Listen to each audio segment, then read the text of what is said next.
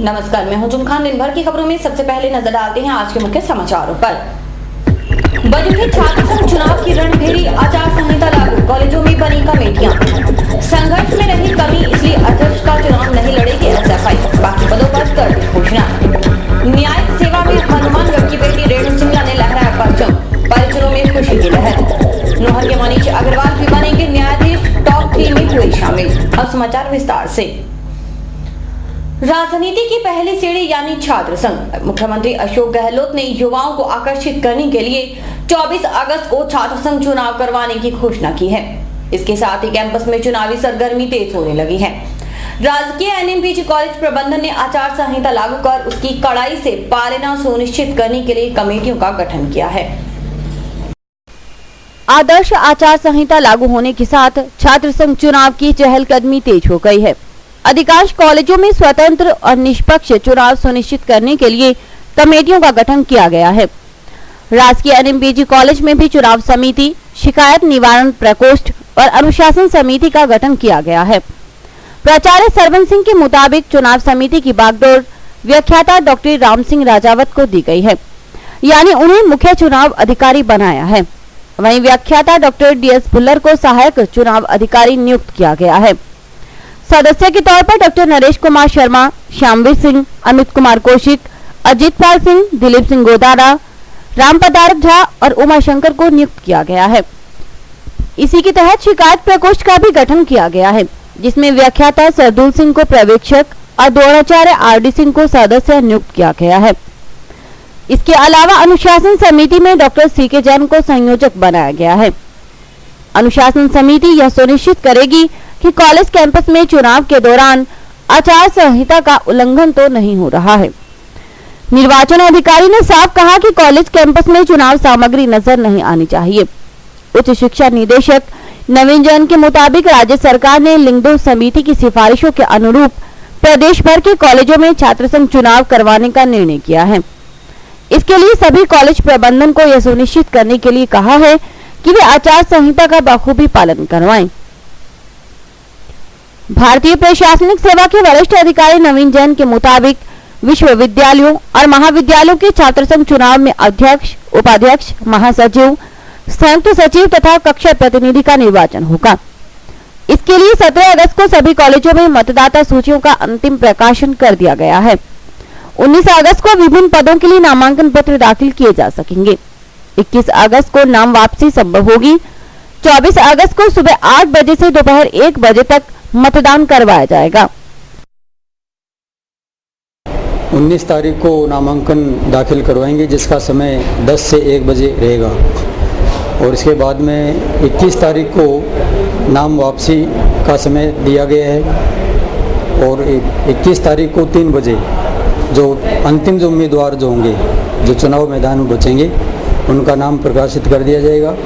और 24 तारीख को 8 बजे से लेकर 1 बजे तक मतदान होगा।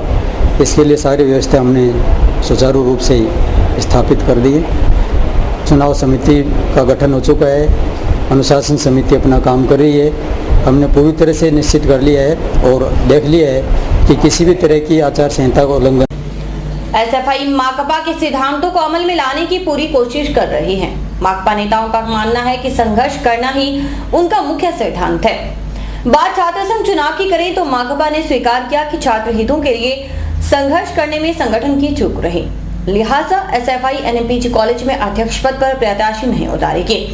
वहीं बाकी पदों के लिए प्रत्याशियों की घोषणा कर दी गई है। राजकीय एनएमपीजी कॉलेज छात्र संघ चुनाव में छात्र संगठनों की सक्रियता सामने आ गई। एसएफआई ने तो सबसे पहले प्रत्याशियों के नामों की भी घोषणा कर दी।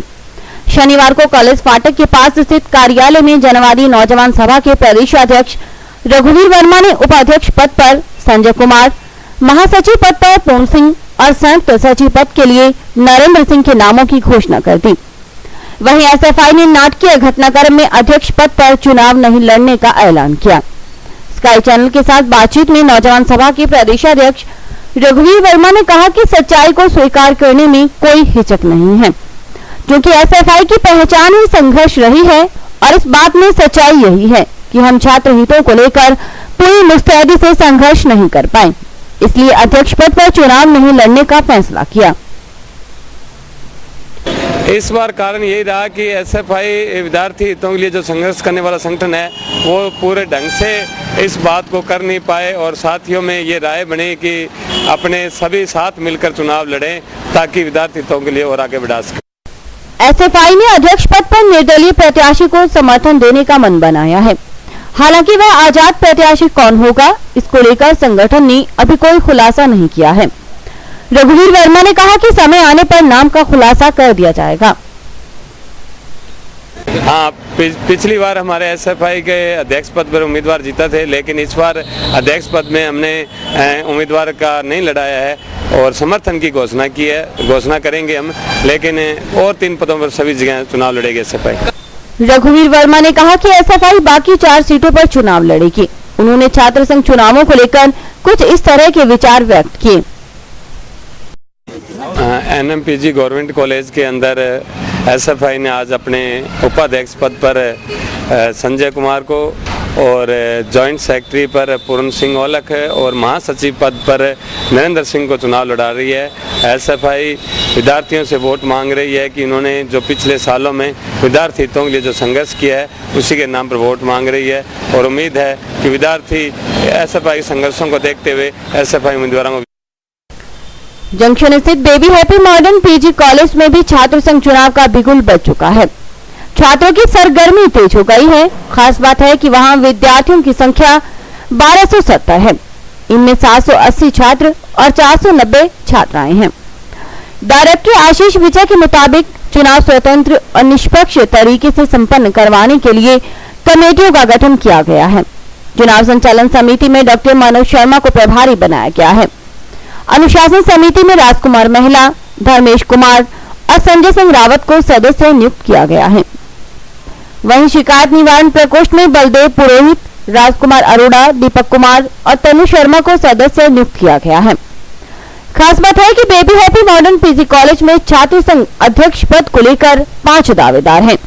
इनमें सावन चौधरी, हितेश पेशवानी, कुलविंदर सिंह, अमित कस्वा और अंशु नागपाल शामिल हैं।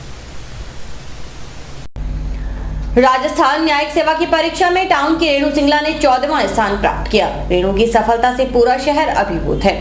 परिजनों ने खुशी मनाई और रेणु को बधाई देने वालों का तांता लगा हुआ है। राजस्थान लोक सेवा आयोग की राजस्थान न्यायिक सेवा प्रतियोगी परीक्षा का परिणाम शुक्रवार को घोषित हुआ, जिसमें टाउन निवासी राजकुमार सिंगला की पुत्री रेणु सिंगला ने 14वां स्थान हासिल किया। रेणु की सफलता से परिवार में खुशी की लहर दौड़ गई। इस खुशी के मौके पर सिंगला परिवार ने रेणु का मुंह मीठा कर उसे आशीर्वाद दिया। रेणु ने अपनी सफलता का श्रेय अपने अध्यापकों, माता पिता को देते हुए कहा कि जिंदगी में कुछ भी हासिल करने के लिए हमें कठोर परिश्रम करने की जरूरत है। बिना परिश्रम के सफलता नहीं मिलती। उन्होंने कहा कि न्यायिक सेवा में चयन होना उनके लिए गौरव की बात है। अब वे समाज के लिए बेहतर करने का प्रयास करेंगी। बहुत बड़ा प्रोजेक्ट था, मतलब इम्पॉसिबल नहीं था। इसके लिए मैंने भी बहुत खूब कड़ी मेहनत की है। हार्ड वर्क के बिना मुझे आप पता है हम कुछ भी नहीं गेन कर सकते। और इस लाइन में मेरा शुरू से ही बहुत इंटरेस्ट था, क्योंकि इस फील्ड में हमारा फंक्शन क्या है, टू डिलीवर द जस्टिस। और ये मुझे अंदर से मुझे ये फील होता है कि इसमें आके मैं एक तरफ से अपना समाज में कंट्रीब्यूशन दे सकती हूँ बाय डूइंग द जस्टिस। और इसके अलावा मैं बहुत बहुत बहुत बहुत बहुत खुश हूँ। अपने सभी टीचर्स का, अपने सभी रिलेटिव्स का बहुत बहुत मन से थैंक यू करती हूँ। Thank you very much. समाचार अभी और भी देखते रहिए दिन भर की खबरें। आप अपने करियर को लेकर चिंतित हैं और इंजीनियरिंग के क्षेत्र में जाना चाहते हैं, तो अब आप चिंता न करें और संपर्क करें Saraf institute of engineering and technology से। श्री गोपीराम सराफ सेवा ट्रस्ट चेन्नई द्वारा संचालित इस संस्था में बीटेक और पॉलिटेक्निकल डिप्लोमा के कोर्सेज करवाए जाते हैं, जिसमें बीटेक में civil engineering, computer science and engineering, electrical and electronics engineering, electronics and communication engineering, mechanical engineering करवाई जाती है। पॉलिटेक्निकल डिप्लोमा में इलेक्ट्रिकल इंजीनियरिंग, मैकेनिकल इंजीनियरिंग करवाई जाती है। इसके अलावा महाविद्यालय में आधुनिक कंप्यूटर लैब, साइंस लैब, विशाल लाइब्रेरी, इंडोर आउटडोर खेल सुविधा, लड़के व लड़कियों के लिए अलग अलग छात्रावास सुविधा, कैंटीन सुविधा, विशाल खेल के मैदान आदि सुविधाएं हैं। तो संपर्क करें Saraf institute of engineering and technology, TB road extension, Gursa road, Hanumangarh town.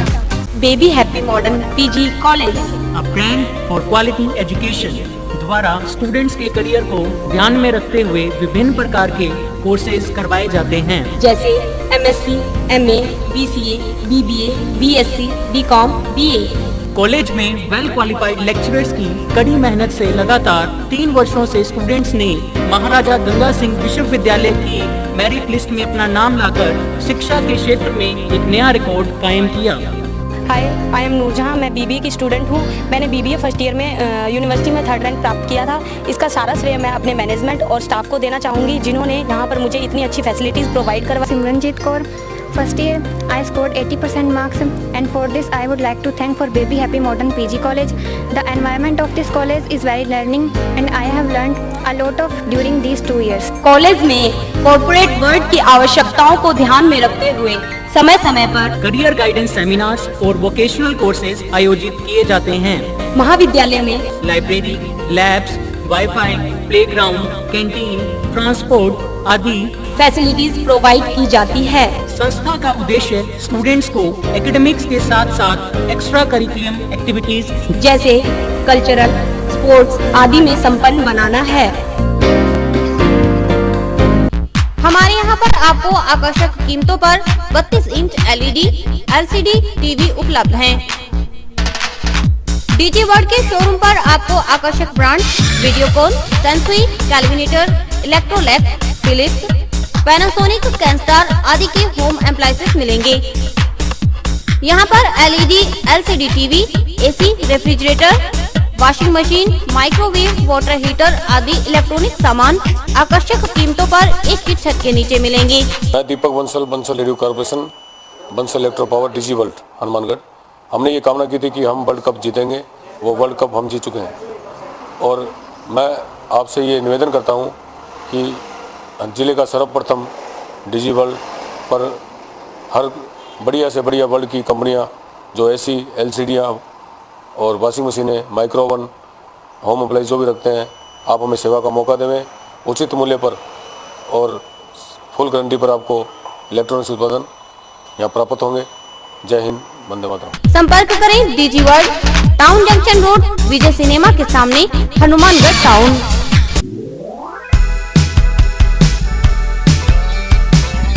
Meet collection, एक complete gents wear showroom.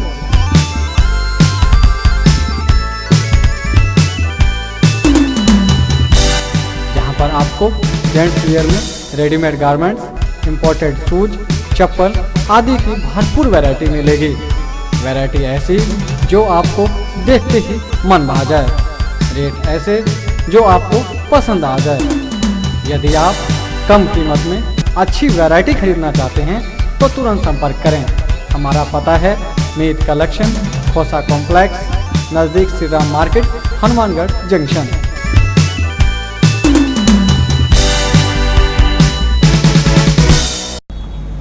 Rajasthan न्यायिक सेवा की परीक्षा में नोहर के मनीष अग्रवाल टॉप 3 में शामिल हुए। परीक्षा परिणाम में वे तीसरे स्थान पर रहे। खबर पाकर नोहर में खुशी की लहर दौड़ गई। परिचितों ने मनीष अग्रवाल के घर जाकर उन्हें मुबारकबाद दी। नोहर के मनीष अग्रवाल के घर शुक्रवार का दिन जैसे गुड फ्राइडे बनकर आया। राजस्थान न्यायिक सेवा की परीक्षा में मनीष तीसरे स्थान पर रहे। इस खबर से हर कोई फूले नहीं समा रहा था। मनीष के पिता मिठाइयां बांटने में मशगूल थे। बाकी सदस्य भी घर आए मेहमानों की आवभगत में लगे थे। मनीष ने कहा कि जज बनना उनका सपना था। आम आदमी की पीड़ा को महसूस कर न्याय करना उनका मकसद है। परमात्मा उन्हें साथ देगा। उन्होंने इस सफलता का श्रेय माता पिता और गुरुजनों को दिया। बहुत ही प्रसन्नता हुई माता पिता, गुरुजन, मित्र और परिवार के पूरे सदस्य। जिले भर में पिछले 3 दिनों से रह रहकर वर्षा हो रही है। इससे जनजीवन पर प्रतिकूल असर पड़ने लगा है। लगातार होती बारिश से सड़कों पर 2 से 3 फुट तक पानी जमा है। निकासी को लेकर पुख्ता प्रबंध नहीं होने से स्थिति बदतर हो गई है। टाउन में टीबी रोड पर भी शहर के बाकी हिस्सों की तरह पानी भरा है, लिहाजा लोग परेशान हो रहे हैं। हनुमानगढ़ शहर में लगातार 3 दिनों से रुक रुक कर हो रही बारिश ने नगर परिषद की पोल खोलकर रख दी। सड़कों की मरम्मत न करवाने से बारिश का पानी रोड पर पूरी तरह से जमा हो रहा है और लोगों के लिए परेशानी का सबब बन गया है। ऐसी कुछ हालत है टीबी रोड की। यहाँ पर भी नगर परिषद ने समय रहते सड़क की मरम्मत नहीं करवाई और न ही पानी निकासी की उचित व्यवस्था का कोई इंतजाम किया। दिया तो सिर्फ लोगों को आश्वासन। तेज बारिश होने से टीबी रोड से लेकर पेट्रोल पंप तक की रोड में तकरीबन 4 फुट तक पानी भरा पड़ा है। लोगों के घरों के अंदर तक पानी पहुंच चुका है, जिससे लोग काफी ज्यादा परेशान हैं। पानी की निकासी न होने से आने जाने वालों को काफी परेशानी उठानी पड़ रही है। वार्ड वासियों का कहना है कि सड़कों की मरम्मत को लेकर बार बार नगर परिषद और अधिकारियों से आग्रह किया गया, लेकिन किसी ने किसी तरह की कोई कार्रवाई नहीं की, जिसका नतीजा यह निकला कि बारिश आने से सड़कों के साथ साथ लोगों के घरों में भी पानी भर गया। टीबी रोड है, ये कॉलेज फाटक से लेके और ये पेट्रोल पंप की तक इसकी सड़क बहुत ही ज़्यादा खराब है।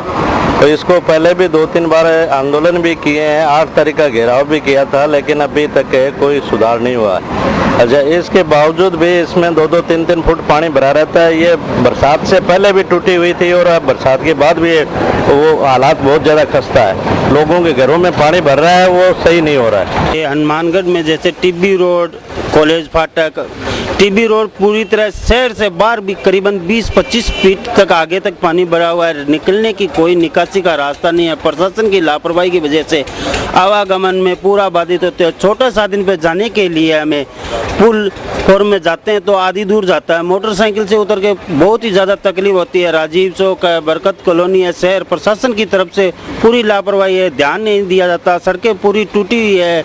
जैसे आपका कर्मचारी ने पूछा, अभी सड़क पर पानी पूरी तरह से फैला हुआ है। बारिश से पहले भी यही हालत है और बारिश आने पे तो यहाँ बहुत बुरा हालत हो जाता है। आने जाने में बहुत ज़्यादा दिक्कत होती है। टाउन के ही बजरंग सिंह राजपुरोहित मौजूदा व्यवस्था से आहत नजर आए। उन्होंने तो नगर परिषद की पूरी व्यवस्था पर ही सवाल उठाया। राजपुरोहित ने कहा कि बार बार कहने के बावजूद नगर परिषद की ओर से पुख्ता प्रबंध नहीं किए गए। पानी इतना ज़्यादा 4-4 फुट पानी भरा हुआ है चारों तरफ। ये यहाँ पर करीबन दर्जनों बार अतिक्रमण भी तोड़े नगर पालिका के अधिकारियों ने पानी निकासी व्यवस्था बनाने के लिए, लेकिन अभी तक उससे भी ज़्यादा बदतर हाल हो गए। यहाँ से गंदगी नहीं उठाई, यहाँ से मलबा नहीं उठाया। यहाँ पानी जगह जगह सीवरेज टाइप के ढक्कन बने हुए हैं। यहाँ कल से मोटरसाइकिल वाले और जीप वाले 20 आदमी उस खड्डे के अंदर गिर गए। वो सामने जो नज़र आ रहा है, ये वहाँ तुंगी से लेके और हॉस्पिटल तक का मेन रोड है। इस रोड पर हजारों व्हीकल 1 घंटे के अंदर क्रॉस करते हैं, लेकिन इसकी व्यवस्था आज मैं 4 सालों से देख रहा हूँ, अभी तक वैसे की वैसे ही बनी हुई है। बार बार शिकायत करने के बावजूद भी ना कोई अधिकारी सुनता है, ना कोई जनप्रतिनिधि सुनता है। हनुमानगढ़ टाउन में सीटू से संबंधित भाईचारा कैंटर यूनियन का सम्मेलन हुआ। इस मौके पर सीटू कार्यकर्ताओं ने लाल झंडा फहराया और इंकलाब जिंदाबाद के नारे लगाए। भाईचारा कैंटर चालक यूनियन सीटू के पहले सम्मेलन का आयोजन हनुमानगढ़ टाउन में किया गया। इस मौके पर कामरेडों ने अपनी पार्टी का लाल झंडा फहराया और केंद्र सरकार के खिलाफ नारेबाजी की। इस सम्मेलन में सीटू कार्यकर्ताओं द्वारा पूरे साल का लेखा जोखा व किए गए कार्यों पर चर्चा की गई। इसके साथ सम्मेलन में सीटू की नई कार्यकारिणी का गठन भी किया गया। इस सम्मेलन में सीटू के वरिष्ठ नेता बिजला सिंह, कैंटर यूनियन के प्रधान गुरनाम सिंह, जिला अध्यक्ष आत्मा सिंह, भोला सिंह, सुदेश सिंह आदि कार्यकर्ता शामिल थे। कैंटर यूनियन के प्रधान गुरनाम सिंह ने बताया कि सम्मेलन में समस्याओं का समाधान व आगे की योजनाओं के बारे में विचार विमर्श किया गया। आज भाईचारा कैंटर यूनियन का पहला सम्मेलन आयोजित हो रहा है, जिसमें पूरे साल के जब से हमारा यूनियन का गठन हुआ है उसका लेखा जोखा होगा। क्या हमने कमाया, क्या हमने खर्च किया, कहाँ गए, कहाँ नहीं पहुँचे हम, और हमारी जो नई कार्यकारिणी का भी गठन होगा उसका बाद में हम बताएंगे। अभी हमारा सम्मेलन शुरू हुआ है। जो नई पहली कार्यकारिणी चल रही है उसमें कई मेंबर, एक मेंबर एक्सपायर हो गया है, उसकी जगह दूसरा मेंबर चुना जाएगा। और जो भी हमारे लेखा जोखा है, कितना खर्चा हुआ, कहाँ गए, उसी के उपलक्ष्य में ये सम्मेलन रखा गया है। किसी के कोई भी समस्या है उसको हल करने के लिए हमने समस्या रखी है। और अभी वक्त है हेडलाइंस का।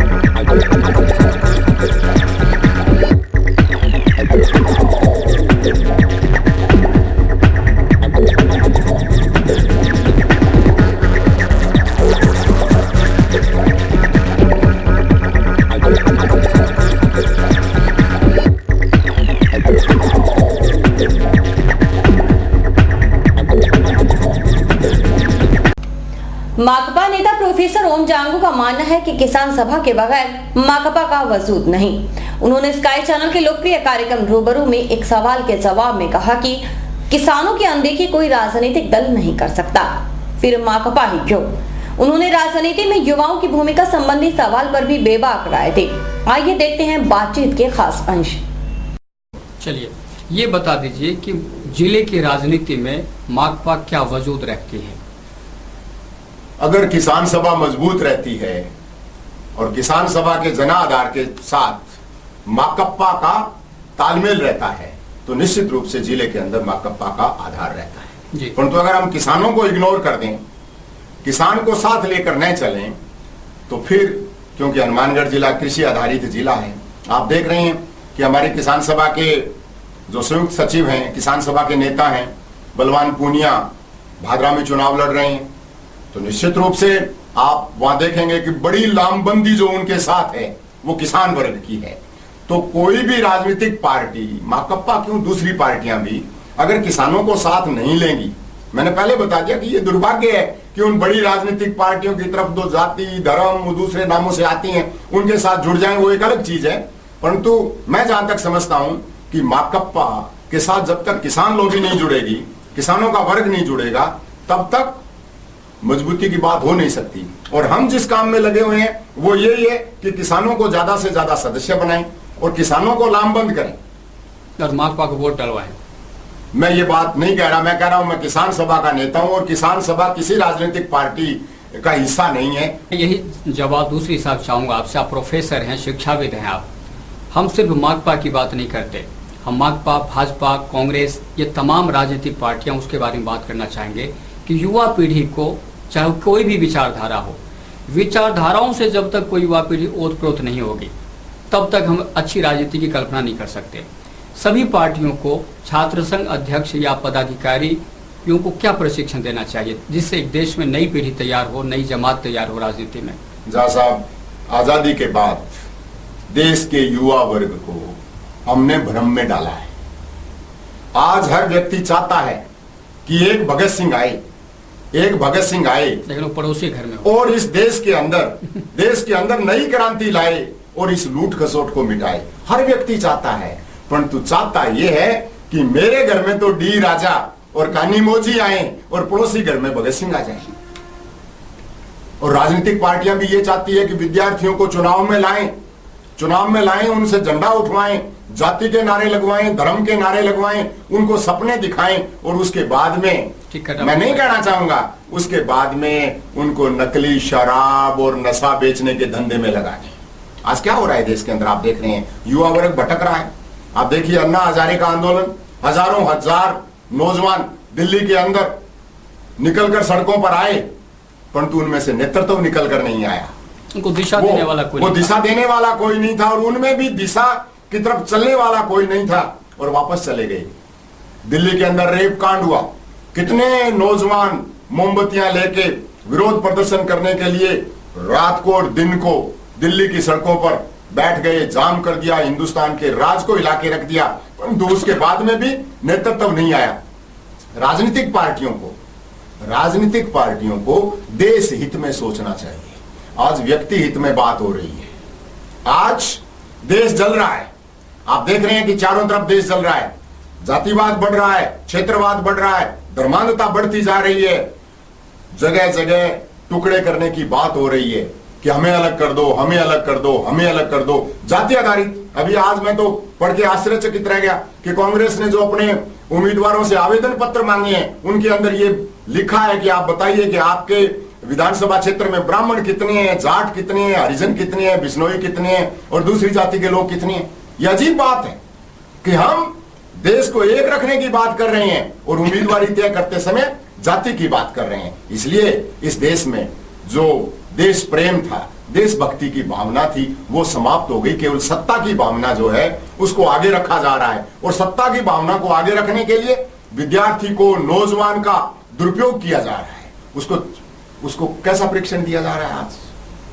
आज कैसा प्रशिक्षण दिया जा रहा है? आज देशभक्ति का प्रशिक्षण दिया जा रहा है उसको? नहीं, उसको दिया जा रहा है कि तू इस जाति का है, तू इस धर्म का है और तू इसलिए इस राजनीतिक पार्टी में काम कर, कल हमारी सत्ता आएगी, बाकियों को हम भगाएंगे और देश में कब्जा कर लेंगे, तब तेरे हिस्से में भी कुछ आएगा। ये स्थितियां इस देश के अंदर हो रही हैं। इसलिए निश्चित रूप से जब तक देशभक्ति की भावना हम विद्यार्थियों में, नौजवानों में हम पैदा नहीं करेंगे, तब तक नेतृत्व भी नया नहीं आएगा। और इसी के साथ समाचार समाप्त हुए। रोजाना देखते रहिए समाचार। नमस्कार।